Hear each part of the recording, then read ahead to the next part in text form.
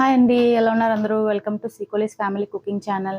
ఈరోజు మీ అందరి కోసం ఒక స్పెషల్ డిషర్ట్ ఐటమ్ అయితే చేసి చూపించాలనుకుంటున్నాం. అదేంటంటే పచ్చి కొబ్బరితో పుడ్డింగ్ ఏ విధంగా చేసుకోవాలో ఇప్పుడు పక్కా కొలతలతో ఈరోజు మీకు చేసి చూపిస్తాము. చాలా బాగుంటుందండి, పిల్లలు ఇష్టంగా తింటారు. చూసారా ఎంత బాగుందో, నోట్లో పెట్టుకుంటే కరిగిపోయేలా ఉంటుందన్నమాట. ఇది అంత బాగుంటుంది. మనకి ఇంట్లో ఉండే మూడు ఐటమ్స్తో ఇదైతే ఈజీగా చేసేసుకోవచ్చండి. ఇప్పుడు చూద్దాం ఎలా చేసుకోవాలో. ఇప్పుడు ఒకే కొలతతో మనం ఇదంతా చేసుకోవాలి. నేను ఇక్కడ కొలత కోసం ఈ కప్పు అయితే తీసుకున్నానండి.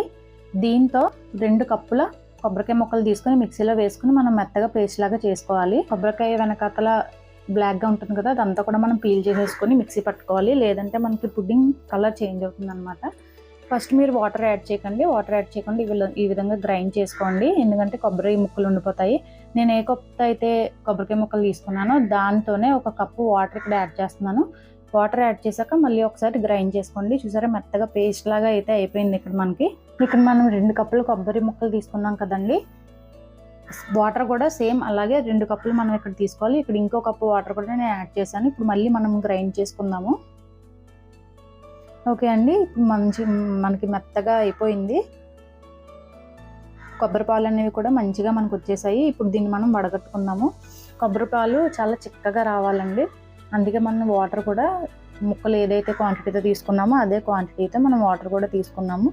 చూసారా మొత్తం మనం కొబ్బరి పాలు అంతా కూడా మనం ఇలా వడగట్టేసుకోవాలి మంచిగా.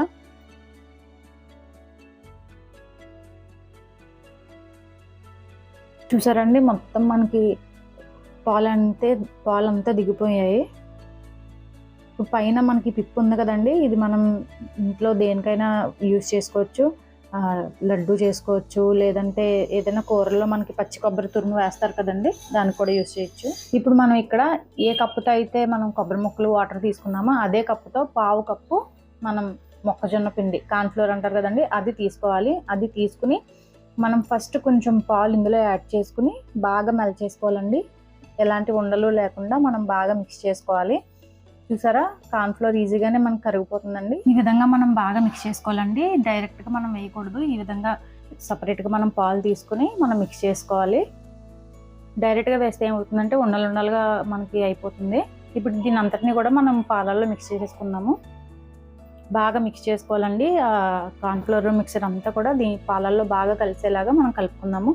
ఇప్పుడు అదే కప్తో మనం 1/2 కప్పు పంచదార తీసుకోవాలి. ఇక్కడ పంచదార కూడా మనం దీనిలో వేసేసుకుందామండి. ఇక్కడ నేను పంచదార వేసేస్తున్నానండి. మీరు పంచదారకు బదులు బెల్లం కూడా యూజ్ చేయొచ్చు స్వీట్కి. ఇప్పుడు మనకి మొత్తం బాగా కలిసిపోయేలాగా కరిగిపోయేలాగా మనం పంచదారని అంతా కూడా పాలల్లో మిక్స్ చేసుకోవాలి.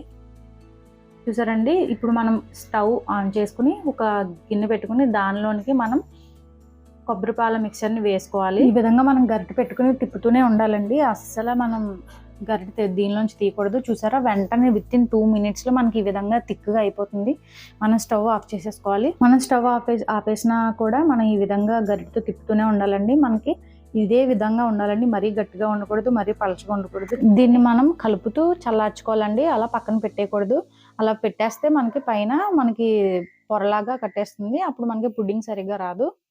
ఇప్పుడు మనం పంచదార దేంతో అయితే తీసుకున్నామో అదే కొలతో ఇక్కడ బెల్లం తురుము కూడా తీసుకున్నామండి.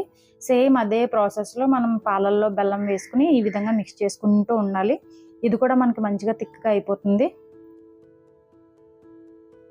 ఇక్కడ నేను ఒక గాజు బౌల్ అయితే తీసుకున్నానండి.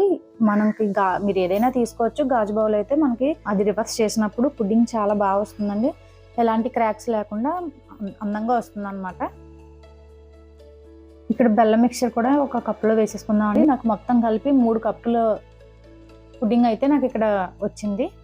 ఇప్పుడు దీన్ని మనం మూత పెట్టేసుకుని ఫ్రీజర్లో పెట్టేసుకుందాము. డీప్లో అవసరం లేదండి, నార్మల్గా మనం కూల్ అయితే చాలు. ఒక 1 అవర్ కూల్ అయితే సరిపోతుంది. ఫైనల్లీ మన పుడ్డింగ్ అయితే రెడీ అయిపోయిందండి. చూసారు కదా ఎంత బాగా వచ్చేసిందో. మీరు కావాలంటే జీడిపప్పులు, బాదం, పిస్తా గార్నిష్ చేసుకోవచ్చు. పిల్లలు మళ్ళీ కావాలని అడుగుతారండి. తప్పకుండా ట్రై చేయండి. తప్పకుండా ట్రై చేసి మీరు మాకు కామెంట్ సెక్షన్లో తెలియజేయండి ఏ విధంగా వచ్చిందో. బెల్లం కూడా చాలా బాగా వచ్చింది. ఓకే అండి, మా ఛానల్ కనుక మీకు నచ్చినట్లయితే లైక్ చేయండి, షేర్ చేయండి, సబ్స్క్రైబ్ చేయండి. Thank you for watching. Bye bye.